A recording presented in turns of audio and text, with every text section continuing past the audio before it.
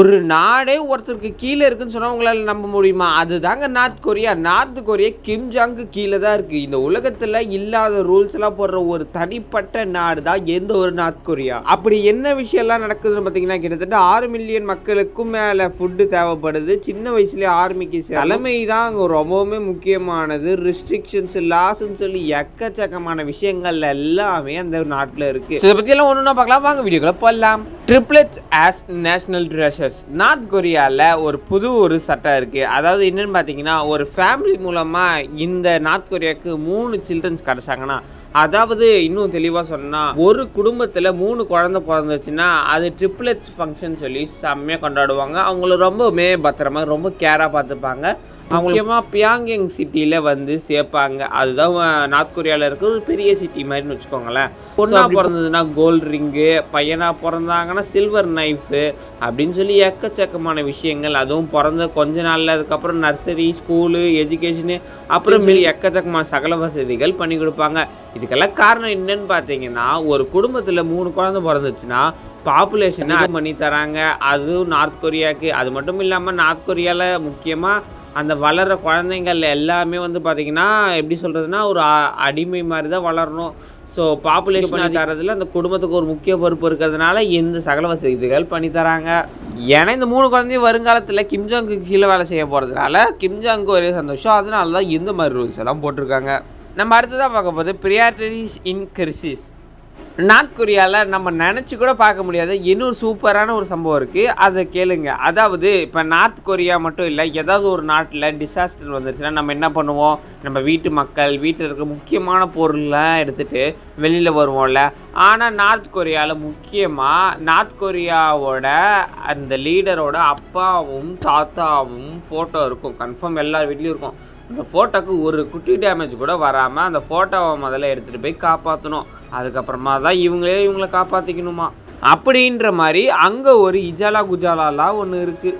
என்னடா உயிரே போது ஃபோட்டோ போனால் தப்பான்னு கேட்டிங்கன்னா தப்பு தான். அந்த நாட்டில் அந்த 2 ஃபோட்டோ கருகி போச்சு, எரிஞ்சு போச்சு, கீழே விழுந்து உடஞ்சி போச்சுன்னா காரணம் நீங்கள் தான் கண்டுபிடிச்சிட்டாங்கன்னு வச்சுக்கோங்களேன். டண்டனக்கடி டனங்கனக்கா டண்டனா இந்த மாதிரி சம்பவம்லாம் இப்போ இது நடந்திருக்காடா அப்படின்னு கேட்டிங்கன்னா, 2020 ஒரு அம்மா அவங்க வீட்டில் தீப்பற்றி எரியுது. ஸோ அது அவங்க வீட்டில் இருக்கிற 2 குழந்தைங்களை காப்பாற்றுறதுக்காக அந்த ஃபோட்டோஸை அப்படியே விட்டுட்டாங்க. அந்த ஃபோட்டோவை செம்மையாக டேமேஜ் ஆகிருக்கு. அதுக்கப்புறம் பார்த்தீங்கன்னா அவங்கள போலீஸ் கைது பண்ணி அதுக்கப்புறம் உங்களுக்கு ஒரு பெரிய ஃபைன் அமௌண்ட்டு போடுறாங்க. இதெல்லாம் பார்க்குறப்ப என்ன கொடுமைடா அப்படின்னு கேட்டிங்கன்னா, இருங்க இன்னும் நிறைய இருக்கே. அடுத்ததான் நம்ம பார்க்க போகிறது silent role of Ri Sol Ju. இந்த ரீ சோ ஜூல் யாருன்னு பார்த்தீங்கன்னா, கிம் ஜாங்கோட அபூர்வ மனைவி. ஸோ இவங்க இதுக்கு முன்னாடி வந்து பார்த்திங்கன்னா இந்த பொலிட்டிக்கலில், அதாவது இந்த கொஞ்சம் கட்சியிலலாம் வந்து பார்த்திங்கன்னா ரொம்ப இந்த கூவுவாங்க பார்த்திங்களா, அந்த மாதிரி கூவிட்டு இருக்காங்க. ஸோ தலைவருக்கும் அதுக்கப்புறம் ரொம்ப பிடிச்சி போய் ஒரு காதலில் போய் அதுக்கப்புறமா கல்யாணம் பண்ணிக்கிட்டாங்க. ஸோ இவங்களை கல்யாணம் பண்ணிட்ட பேருக்கு கிம்ஜாங் போகிற எல்லா ஃபங்க்ஷன்லேயும் மோஸ்ட்லி இவங்களும் வருவாங்க. ஆனால் எல்லா நேரத்துலையும் இவங்க ரொம்பவுமே அமைதியாக ஜென்ரலாக ஏதோ நான் வேறு வீட்டு ஃபங்க்ஷனுக்கு வந்த மாதிரி நடந்துப்பாங்க. ஸோ அதுக்கப்புறம் தான் ஒரு விஷயம் தெரியுது, இது கிம் டைனாஸ்டியோட ஒரு பெரிய ஒரு ஐடியா அப்படின்னு. இப்போ நான் சொல்கிறது கொஞ்சம் அப்படின்னு நினச்சி பாருங்களேன். அதாவது ரொம்ப பேசிகிட்டு இருக்கவங்களே கிம்ஜாங்க்கு ஒய்ஃபாக மாறிட்டாங்க. அது மட்டும் இல்லாமல் கிம்ஜாங் போகிற இடத்துலலாம் இவங்களும் வராங்க. ஸோ இவங்க எதுவுமே பேச மாட்டுறாங்க. ஸோ தன்னோட ஒய்ஃபே, அதாவது அவ்வளோ பெரிய பொலிட்டிக்கல் லீடர் வாய்ஸ் கொடுக்குறவங்களே அங்கே போய் அமைதியாக இருக்காங்கன்னா, இந்த மற்ற நாட்டு மக்கள், அதாவது அந்த உங்கள் நாட்டு மக்கள் எப்படி இருக்கணுன்றதை இது மூலமாக தெரிஞ்சுப்பீங்க.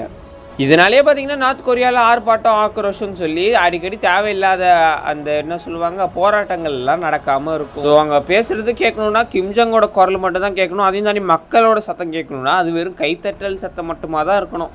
அடுத்தது நம்ம பார்க்க போகிறது ஸ்ட்ரீட் அப்பியரன்ஸ் ரூல். இப்போல்லாம் நம்ம வடநாடு மற்றும் நம் தமிழ்நாட்டில் நடக்கும் சில சம்பவங்கள் மாதிரியெல்லாம் நார்த் கொரியாவில் நடக்காது. அதாவது டைட் ஃபீட் போடுறது, இந்த டாப்பு க்ரூஸ் போடுறது, பொண்ணுங்க வேறு மாதிரி ட்ரெஸ் போடுறது, இடுப்பு தேடுற மாதிரி ட்ரெஸ்ஸு போடுறது, அந்த மாதிரியெல்லாம் நார்த் கொரியாவில் நீங்கள் ஏன்னா நார்த் கொரியா காலங்காலமும் ட்ரெடிஷனை ஃபாலோ பண்ணிட்டு வராங்க. மாடர்ன் ட்ரெஸ்னால் இந்த கல்ச்சர், ட்ரெடிஷ்னல் ட்ரெஸ்னால் இந்த கல்ச்சர் அப்படின்னு சொல்லி ஒரு சூப்பரான ஒரு ரூலை ஃபாலோ பண்ணிட்டு வராங்க. ஸோ இந்த ரூலை பார்க்குறப்ப சரி இதில் வேணால் நார்த் கொரியா பெட்டரா அப்படின்ற மாதிரிலாம் சில விஷயம் தோணுது. ஸோ ஆனால் அதுக்குன்னு சொல்லி இதுவே நம்மளால் எப்பயுமே போட்டுனே இருக்க முடியாதுல்ல. ஸோ நம்மளுக்கும் பிடிச்ச மாதிரி ட்ரெஸ் எல்லாம் இருக்கும், அதையும் போடணும். ஆனால் அதெல்லாம் அங்கே விடவே மாட்டாங்க.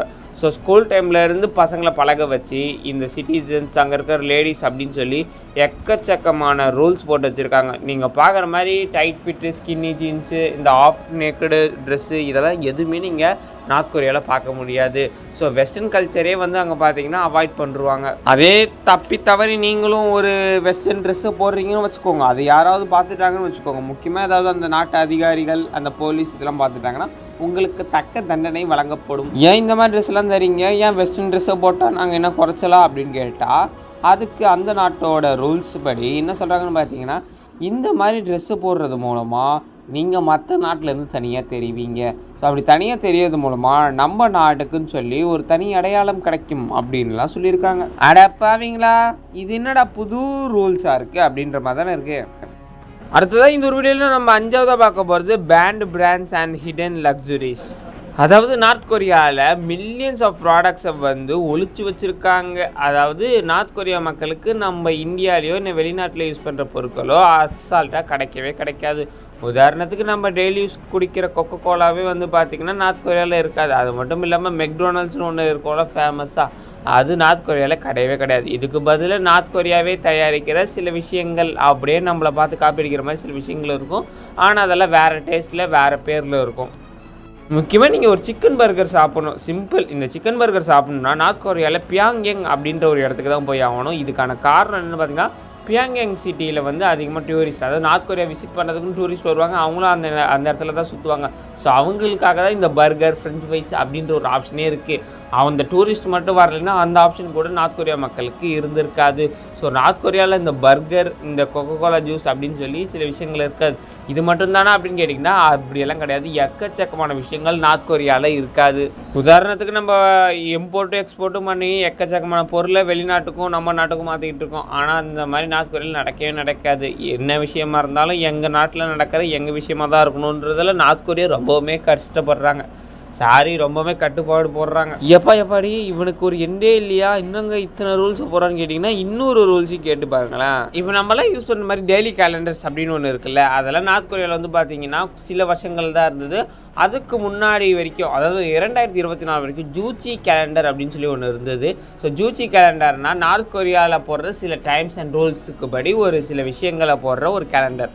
ஸோ இந்த கேலண்டர் எப்பயும் போல் ஃபாரின் டைம்லலாம் இருக்காது. ஸோ நார்த் கொரியாவின் டைம் படி இருக்கும். ஸோ இது ஏப்ரல் 15, 1912, அதாவது கிம் ஜாங் சங்கு அவரோட பிறந்த நாளுக்கு அப்புறம் தான் இந்த ஒரு கேலண்டரை ரிலீஸ் பண்ணுறாங்க.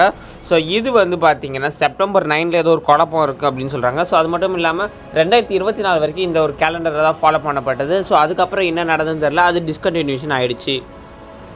ஸோ இந்த ஒரு கேலண்டர் நம்மளோட டெய்லி கேலண்டர் மாதிரி இருக்காது. அதாவது இந்த ஃபாரின் டைமை வந்து கரெக்டாக வந்து ஃபாலோ பண்ணாது. இவங்களுக்குன்னு சொல்லி ஒரு டைம் இருக்கும். ஸோ இதை தான் வந்து ஃபாலோ பண்ணுவாங்க.